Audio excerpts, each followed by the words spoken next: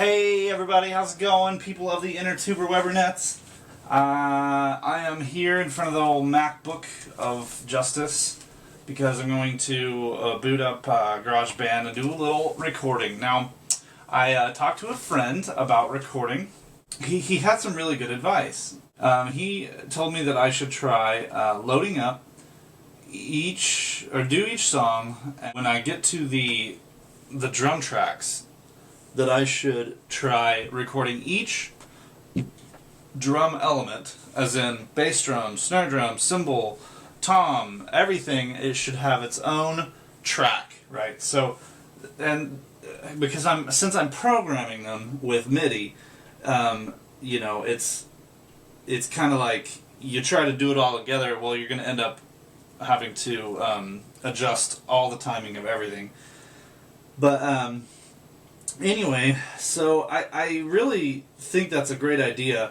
Now, I might not do each element in its own track, but I am going to break up the bass and snare.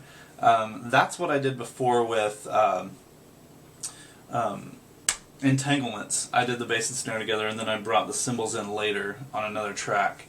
It just makes it easier because trying to do all this stuff on the keyboard is going to get to be a real big pain. So I've got the track open here, and I'll do this without headphones on so you guys can hear it too.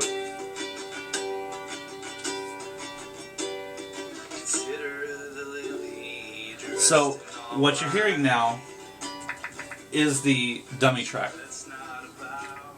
So the dummy track is just my ukulele and me. I set up the recorder just a little, you know, like far away from my face, so it wasn't getting guitar or voice overly more than the other. So I set it right here, and I had it like at a pretty good gain, so it would absorb a lot of the sound that I was doing. And I just sat here with the words, and I played it to a metronome so that I would have that dummy track. I've covered that before. Make sure you record with a metronome when you do your dummy tracks. And then you can add in your other stuff, and it'll be with the tempo. Each one of these is moving on to the next mark, so it's on hash. It's on beat. So we're gonna back this up. And I won't leave in all this. I'll edit and time-lapse a little bit so that you guys could get the feel of, okay, here is what he's doing, but I'm not going to give you the whole blow, because that'll be really annoying. Okay, so I've got Indie Kit, and I'm going to get my musical typing.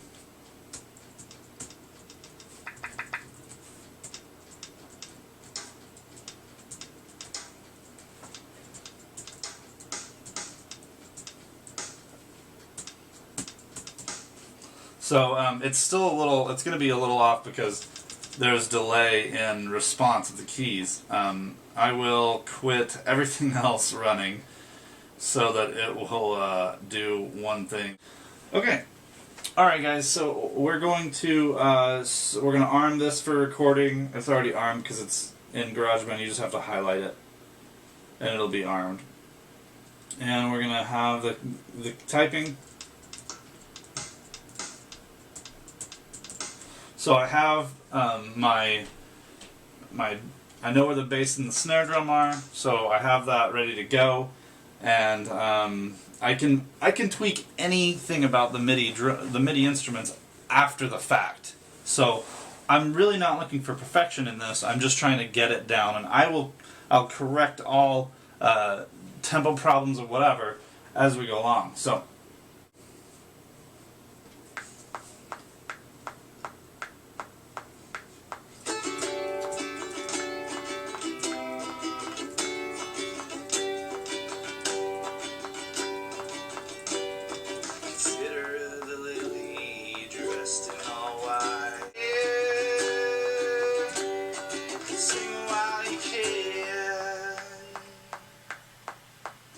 Okay, so there we go. We just recorded the bass and snare, and I can totally tweak anything in that when I want to.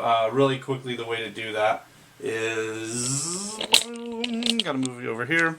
Okay, so what I gotta do is go and just double click on the... Oh, sorry.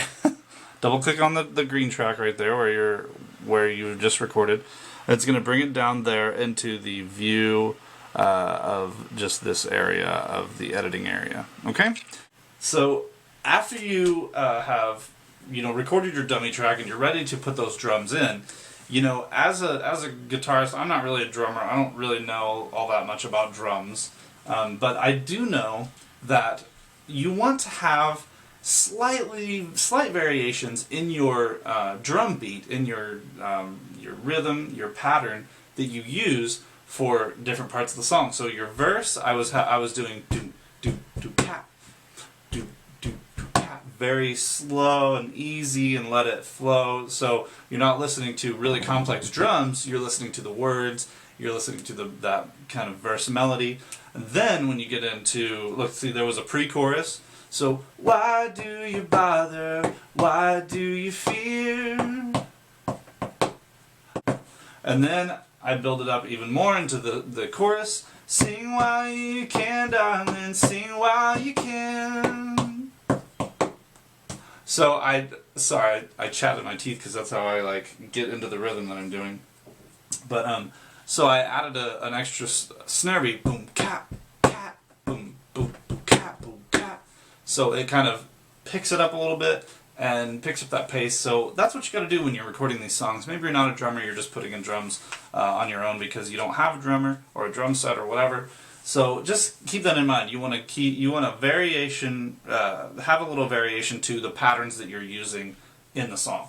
So that's your video for the day. I hope that you guys are enjoying the recordings, and I hope that you guys are enjoying the little glimpses of the songs that I'm doing to kind of get an idea of what this album is going to sound like. It's going to be acoustic and folky, and hopefully it's going to have a lot of strong meanings to it, because I want these songs to get people to think. I want them to help people to just feel things. I sound so hippie-ish.